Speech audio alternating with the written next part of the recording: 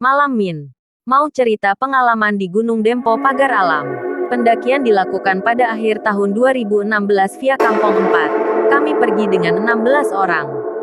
Saat memulai pendakian, tidak ada yang aneh. Di shelter satu teman saya mau BAB sebentar selagi kami istirahat. Tak lama kemudian dia kembali dengan tergesa-gesa. Rupanya dia melihat orang berbadan besar di belakangnya saat dia mau BAB. Dia cerita saat sudah turun dari pendakian. Lalu kejadian yang aneh kembali terjadi saat di pelataran Gunung Dempo. 5 orang teman saya ikut rombongan pendaki yang lain merayakan malam tahun baru. Setelah selesai merayakan, 2 orang teman saya kembali ke tenda. Tetapi 3 orang yang lain tidak juga sampai ke tenda. Padahal 2 teman saya yang sudah kembali tadi bilang kalau mereka bertiga duluan untuk kembali ke tenda.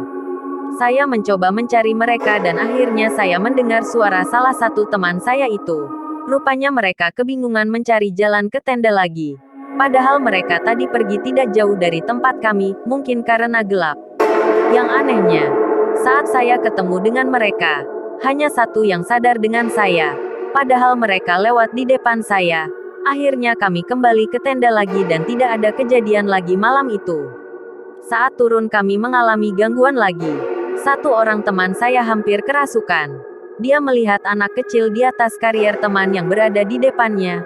Untung saja dia langsung ditenangkan dan tidak jadi kerasukan. Akhirnya kami semua sampai di balai base camp dengan selamat. Kami memutuskan untuk istirahat sebentar dan setengah dari rombongan kami memutuskan untuk langsung pulang duluan ke Palembang karena ada urusan. Sesudah azan maghrib dan istirahat yang cukup, kami yang tersisa melanjutkan perjalanan untuk singgah dan bermalam ke tempat emak. Emak adalah orang yang menerima setiap pendaki di rumahnya. Saat di perjalanan menuju ke tempat emak, kami mengalami gangguan lagi. Teman saya, 3 orang yang berada paling belakang menghilang. Kami memutuskan berhenti sebentar untuk menunggu mereka, dan saya kembali untuk mengecek mereka. Saya kira mereka mengalami pecah ban, karena jalan di sana bebatuan bukan aspal. Tetapi mereka tidak terlihat dan saya memutuskan kembali ke balai untuk mengecek mereka apakah di sana. Tetapi mereka juga tidak ada di sana. Akhirnya kami melapor ke balai karena kami kehilangan mereka dan mulai melakukan pencarian. Dengan dibantu juga oleh Pak RT dan ada satu warga setempat yang tadinya bertemu dengan kami di jalan. Orang yang bertemu dengan kami di jalan tadi sepertinya punya kemampuan untuk melihat dan berkomunikasi dengan penunggu di sana. Sebelum teman kami menghilang, dia memang sudah ada firasat yang tidak enak, karena beberapa hari sebelumnya, nenek dia bilang, nanti tanggal 2 bakal ada pembungkusan atau korban orang Palembang pinggir. 2 dari 3 teman saya menghilang tadi memang tinggal di Palembang bagian pinggir. Saat dia cerita itu kami terkejut dan takut dengan keadaan teman kami. Saya sempat keliling berdua dengan dia mencari teman saya yang hilang. Dan saat itu saya mencium bau yang harum dan dia tiba-tiba bicara sendiri. Payo kalau nak melok. Yang artinya ayo kalau mau ikut. Saya takut saat itu. Dan saya langsung menanyakan dengan dia, apakah dia mengajak teman-teman dia.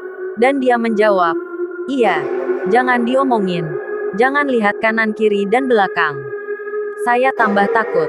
Saat itu untung saya tidak bisa melihat teman-temannya. Tidak lama kemudian orang tuanya menelpon dia dan mengatakan bahwa teman saya itu ada di arah tempat pembantaian atau pembuangan PKI. Dan mereka sedang kebingungan mencari jalan.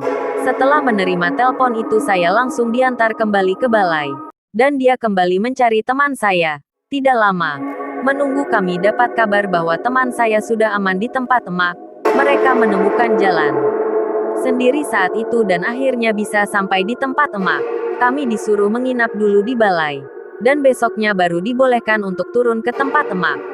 Besoknya saat kami di tempat emak, teman saya yang hilang itu cerita. Saat di simpang yang tidak jauh dari balai itu, mereka melihat kami belok ke kanan.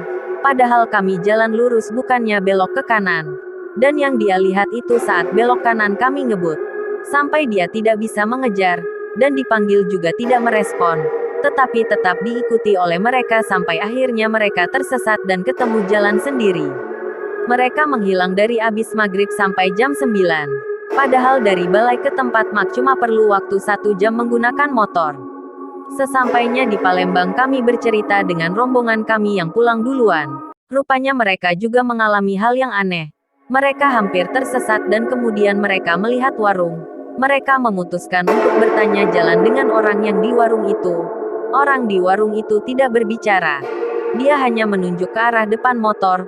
Rupanya di depan mereka sudah jalan aspal dan tinggal mengikuti jalan itu saja.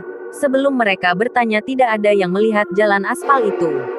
Mereka langsung melanjutkan perjalanan dan rupanya satu orang dari mereka sadar dan meminta berhenti dulu. Dia langsung menyuruh untuk istighfar karena dia sadar bahwa di sana mustahil ada warung karena di jalan itu sepi dan tempat warung itu adalah jurang. Mereka juga tidak ada yang melihat muka dari penjaga warung itu. Untung saja mereka tidak disesatkan dan untung saja tidak terjadi pembungkusan yang diceritakan oleh nenek dari warga yang menolong kami. Sekian dan terima kasih.